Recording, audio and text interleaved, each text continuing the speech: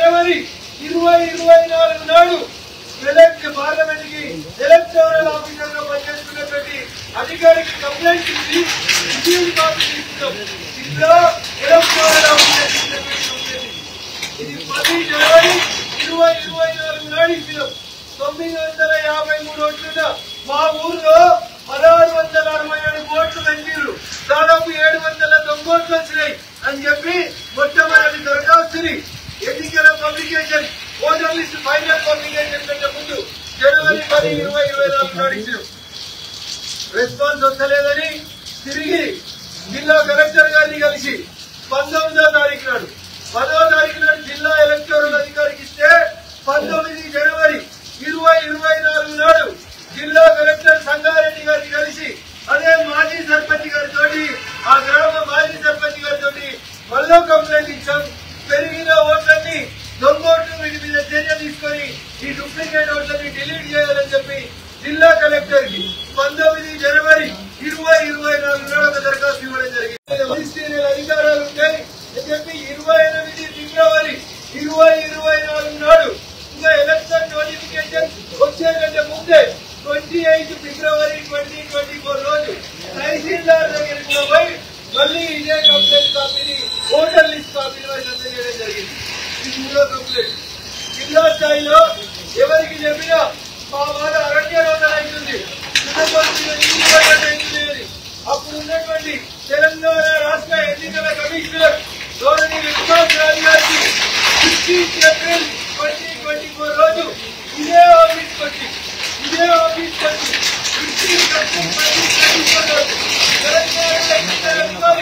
అప్పటి వికాసులకి మళ్ళీ సేమ్ దరఖాస్తు దాదాపు 700 పైసలకు దొంగ ఓట్లు ఒకటే ఒక చిన్న పల్లెటూరులో ఆడే చేస్తారు. దీని మీద యాక్షన్ తీసుకోమని చెప్పారు.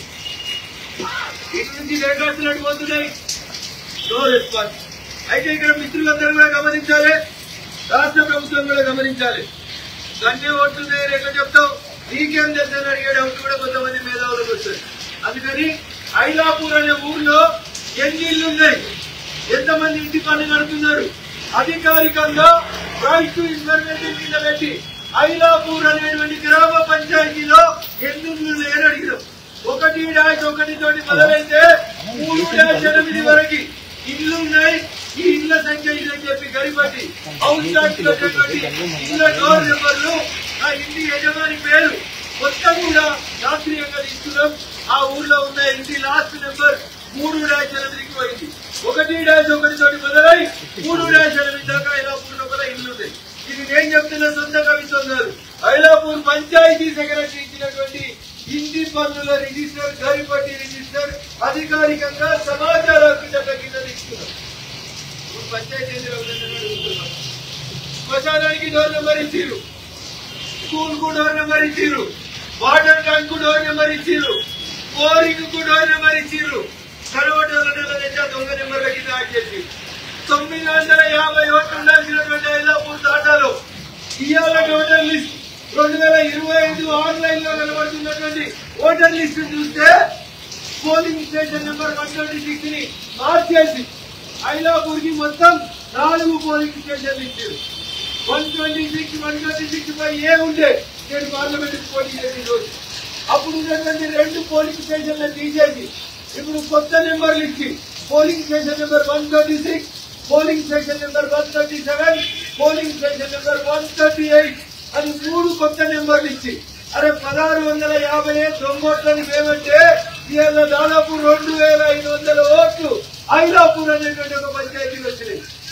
నేను బహిరంగంగా సవాల్ విసురుతున్నా, జిల్లా కలెక్టర్ వస్తాడా, ఎలక్టోరల్ ఆఫీసర్లు వస్తారా, రాష్ట్ర ప్రభుత్వం ఇంకెవరైనా స్పెషల్ ఆఫీసర్ని పంపిస్తారా? ఒక్కసారి మీరు ఐలాపూర్ అనే ఊరికి రండి, ఊర్లో ఉన్న డోర్ నెంబర్ని చూడండి, ఆ ఇళ్లలో ఉన్న మనుషుల్ని చూడండి. 950,000 కంటే ఎక్కువ ఓట్లు లేని ఊర్లో ఇలా దాదాపు 2400 ఓట్లు వచ్చినాయి. ఇగో ఇందుకనే భారత ప్రభుత్వం ఓటర్ లిస్ట్ మళ్ళీ వెరిఫై చేసి రివిజన్ చేయాలని డిమాండ్ చేస్తుంది. My straight question to mister Rahul Gandhi, leader of opposition, is here in Telangana. The ruling party is your party only. You went to Karnataka, you went to Bangalore, you have taken one assembly, and you said that there are duplication of votes. I am leader of opposition. Now I am demanding in another state which is ruled by Congress and Mr. Revanth Reddy, instead of 950 votes in a small village Ailapur, now we have increased the voter list to 2,400. దాదాపు 2 రెట్లు పెంచింది. Basic question, భారత ప్రభుత్వం sir ఎందుకు చేస్తుంది అంటే, special intensive revision ఎందుకు చేస్తుందంటే కిందికరీ చేస్తుంది. 950 ఓట్లు 2400కి ఒక చిన్న పల్లెటూరులో, ఐలాపురం ఒక చిన్న పల్లెటూరులో పెడితే, హైదరాబాద్ లో పెడితే,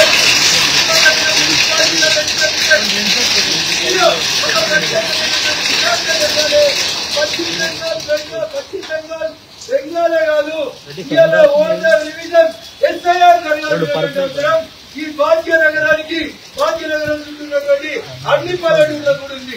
ఎందుకంటే కిషన్ గంజికి వచ్చినమని త్వరగా జిన్నారంలో మదర్సాలు అడుగుతారు. మదర్సాల విద్యార్థులు జిన్నారపల్లె ఉంటారు, టీచర్లు జిన్నారపల్లె ఉంటారు. వాళ్ళకి ఆధార్ కార్డు ఇస్తారు, ఎలక్షన్ కార్డు ఇస్తారు, ఓటర్ కార్డు ఇస్తారు. అంటే ఈ భాగ్యనగరంలో పెరిగిన ఓట్లండి 24 పార్లమెంట్ ఎలక్షన్ కంటే ముందున్న ఓట్లండి, 25 మొన్న మీరు ప్రకటించినటువంటి కొత్త ఓటర్ లిస్ట్ వచ్చిన ఓట్లండి. వీటి మీద ఖచ్చితంగా రివిజన్ జరగాల్సిందే.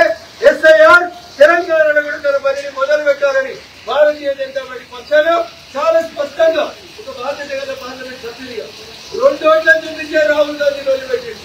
నేను ఇక్కడ సుమారు 1000 ఓట్లు దొంగోట్లు ఒక తాజాలో ఎన్రోలైన వాటిని తీసుకొచ్చి చూపెట్టాను. అందుకని ఎలక్షన్ కమిషనర్ గారికి మేము సవినయంగా అప్పీల్ చేసినాం. చీఫ్ అప్రాపరేట్గా విచారణ చేయండి, దొంగ వర్గం తొలగించండి, డూప్లికేషన్ ఆఫ్ ఓట్స్ తొలగించండి అని ఈరోజు జరుగుతుంది.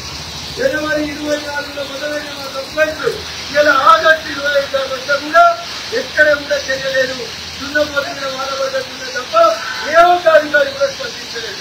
అందుకనే బాధాతత్వ హృదయంతో ప్రతిపక్షాలకు అన్నిటి కూడా చేసేటువంటి అప్పీల్ ఒకటే, దొంగోట్ల తొలగించి రాజకీయం చేయాల్సిన అవసరం భారతీయ పార్టీకి లేదు. అందుకనే మేము ధైర్యంగా ఎస్ఐఆర్ చేస్తా ఉన్నాం. సుప్రీంకోర్టు అడిగినటువంటి తొలగించినటువంటి 65 లక్షల ఓట్లని చెందదు కూడా టీఆర్ఎస్ శాసనం సిద్ధంగా ఉంది. నేను తెలంగాణలో ఎస్ఐఆర్ జరగాలని రోహింగ్యాల పేరిట ఇతర రాష్ట్రాలకు వెళ్ళొచ్చి డూప్లికేట్ ఓట్ల వాళ్ళందరినీ కూడా తొలగించాలని